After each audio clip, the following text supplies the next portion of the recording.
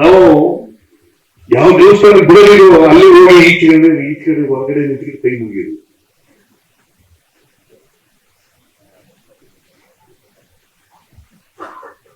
ಒಳಗಡೆ ಬಿಡೋದೇ ಇಲ್ಲ, ಹೊರಗಡೆನೆ ಕೈ ಮುಗಿಯೋದು. ಇದನ್ನ ಬಿಟ್ಬಿಡಿ ಅಂತ ನಾರಾಯಣ ಗುರುಗಳು ಅದಕ್ಕೆ ಬೇಕಾದಷ್ಟು ದೇವಸ್ಥಾನ ಇರ್ತಿರ್ತದೆ. ಕೋಸ್ಟಲ್ ಏರಿಯಾದಲ್ಲಿ ಬಹಳಷ್ಟು ದೇವಸ್ಥಾನ ಇರ್ತದೆ. ನೋಡಿ, ಇವೆಲ್ಲ ಜಾತಿ ವ್ಯವಸ್ಥೆ ಮಾಡಿದ್ದು ನಾವು ಮಾಡ್ಕೊಳ್ಳಿಲ್ಲ, ಪಟ್ಟಭದ್ರಿತ ಶಕ್ತರು ಮಾಡಿದ್ದು. ಚತುರ್ವರ್ಣ ವ್ಯವಸ್ಥೆ ಯಾರು ಮಾಡದ್ದು? ನಾವು ಮಾಡಲ್ವಾ? ನಾವು ಮಾಡಲೇ ಇಲ್ಲ.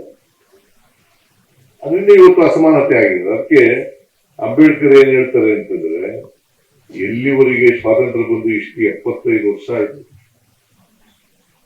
ಸ್ವಾತಂತ್ರ್ಯ ಬಂದು 78 ವರ್ಷ ಆಯ್ತು, ಸಂವಿಧಾನ ಬಂದು 75 ವರ್ಷ ಆಯ್ತು, ಸಮಾನ ಅವಕಾಶಗಳು ಎಲ್ರಿಗೂ, ಯಾವುದೇ ಜಾತಿ ಧರ್ಮ ಇದ್ದೇನೆ ಎಲ್ರಿಗೂ ಅವಕಾಶ ಸಮಾನವಾಗಿ ಕಲ್ಪಿಸಬೇಕು. ಇಷ್ಟಾದ್ರೂ ಕೂಡ ಜಾತಿ ಹೋಗಿಲ್ಲ. ಯಾಕಂದ್ರೆ ನಮ್ಮ ಜಾತಿ ವ್ಯವಸ್ಥೆಗೆ ಚಲನೆ ಇಲ್ಲ.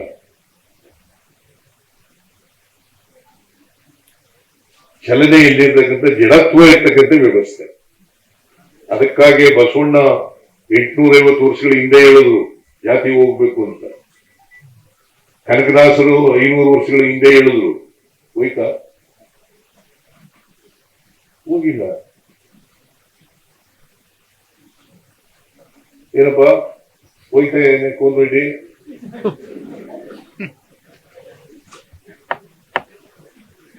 ಏನಪ್ಪ ನಾಗರಾಜ್ ಮೂರ್ತಿ ಹೋಗಿದ್ಯಾ? ಇವನಾರವ ಅಂತ ವಚನ ಹೇಳೋದು, ಆಮೇಲೆ ಯಾವ್ದೇ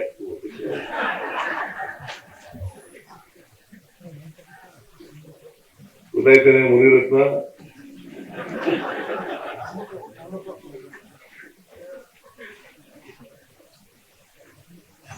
ಅಟ್ಲೀಸ್ಟ್ ಕನಿಷ್ಠ ಪಕ್ಷ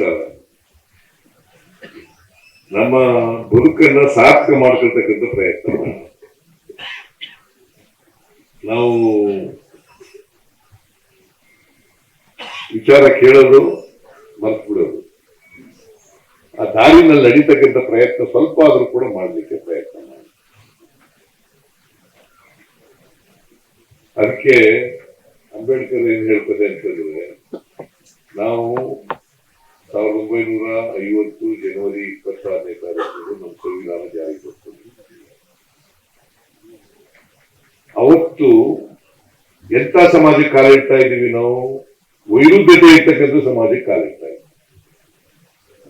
ಜಾತಿ ವ್ಯವಸ್ಥೆ ಇದೆ, ಜಾತಿ ಅಸಮಾನತೆ ಇದೆ, ಆರ್ಥಿಕ ಅಸಮಾನತೆ ಇದೆ, ಶೈಕ್ಷಣಿಕ ಅಸಮಾನತೆ ಇದೆ, ರಾಜಕೀಯ ಅಸಮಾನತೆ ಇದೆ.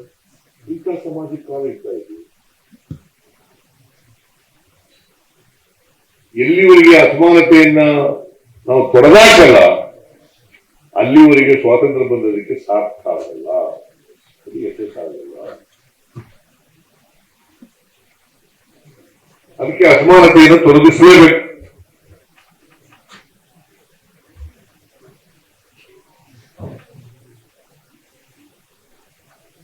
ಗೊತ್ತಾಯ್ತೇನೆಪ್ಪ ಮುನಿರತ್ನ?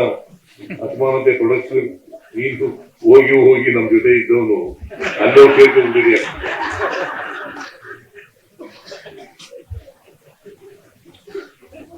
ಎಂಬತ್ಮೂರರಿಂದ 2013ರಿಂದ 18ರವರೆಗೆ ಪಾಪ ಒಳ್ಳೆಯವನಾಗಿದ್ದ.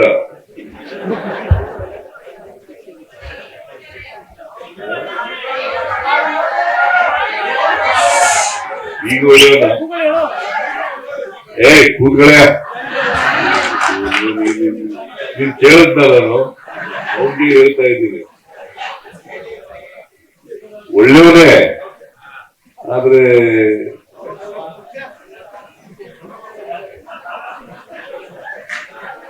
ಅವರ ಪಕ್ಷ ಇದೆಯಲ್ಲ, ಅಸಮಾನತೆಯನ್ನು ತೊಡೆದಾಕುವಂತ ಪಕ್ಷ ಅಲ್ಲ.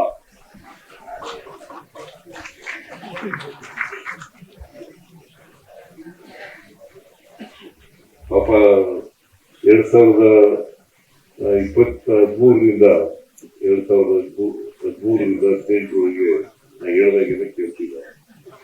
ನಾನು ಸಹಾಯ ಮಾಡಿದ್ದೆ. ಅದೇನೆಯ ಹೇಳೋದು ಅದು ಹೇಳಲೇ ಇಲ್ಲ ನೀನು.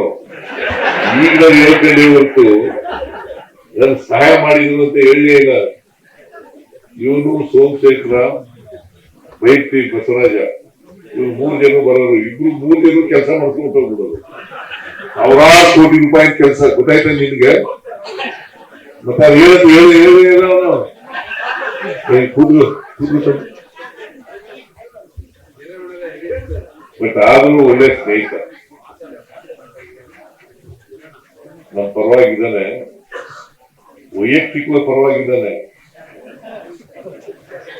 ಆದ್ರೆ ಅವನ್ನ ನನ್ನ ಪರವಾಗಿರಕ್ ಬಿಡಲ್ಲ. ಏನೇ ಆಗ್ಲಿ ನಾನು ಅವ್ರ ಬಗ್ಗೆ ಮಾತಾಡಲ್ಲ. ನನ್ನ ಬಗ್ಗೆ ಒಳ್ಳೆ ಮಾತುಗಳು ಹೇಳಿದ್ಯಾ, ಅದಕ್ಕೋಸ್ಕರ ನಿಮ್ಗೆ ಅಭಿನಂದನೆಗಳನ್ನು ಹೇಳಲಿಕ್ಕೆ ಬಯಸ್ತಾ ಇದ್ದೀನಿ. ನೀನು ಈ ಕ್ಷೇತ್ರದ MLA ಆಗಿದ್ಯಾ, ಅಭಿವೃದ್ಧಿ ಕೆಲಸಗಳನ್ನು ಮಾಡ್ಕೊಳ್ಳೋಣ ಅಂತ ಮಾತುಗಳನ್ನು ಹೇಳಲಿಕ್ಕೆ.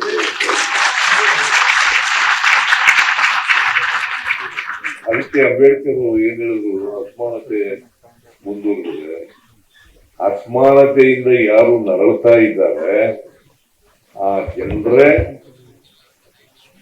ಸ್ವಾತಂತ್ರ್ಯದ ಸೌಧವನ್ನ ಧ್ವಂಸ ಮಾಡ್ತಾರೆ ಅಂತ ಹೇಳಿದ್ರು.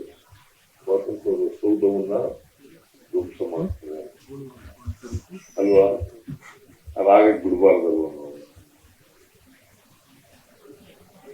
ಸೊ ಈ ಕನಕ ಕಾವ್ಯ ದೀವಿಗೆ ಏನ್ 3 ದಿನಗಳ ಕಾಲ ಮಾಡ್ಕೊಂಡಿದ್ದೀರಿ, ಇದರಿಂದ ಸ್ವಲ್ಪ ಆದ್ರೂ ಕೂಡ ಜನ ಜಾಗೃತಿ ಉಂಟಾಗ್ಲಿ ಅಂತಕ್ಕಂಥ ಮಾತುಗಳನ್ನ ಹೇಳಿ, ಕನಕದಾಸರ ತತ್ವಾದರ್ಶಗಳು, ಬಸವಣ್ಣನವರ ತತ್ವಾದರ್ಶಗಳು, ಅಂಬೇಡ್ಕರ್ ಅವರ ತತ್ವಾದರ್ಶಗಳು, ಬುದ್ಧನ ತತ್ವಾದರ್ಶಗಳು ಸ್ವಲ್ಪ ಆದ್ರೂ ಕೂಡ ನಿಮ್ಮ ಜೀವನದಲ್ಲಿ ಅಳವಡಿಸಿರ್ತಕ್ಕಂಥ ಪ್ರಯತ್ನವನ್ನು ಮಾಡಿ ಅಂತಕ್ಕಂಥ ಮಾತುಗಳನ್ನ ಹೇಳಿ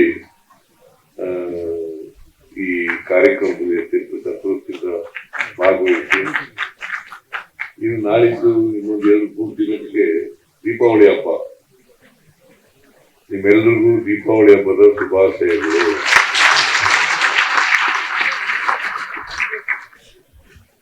ದೀಪಾವಳಿ ಅಲ್ಲ 20ನೇ ತಾರೀಕಿನಿಂದ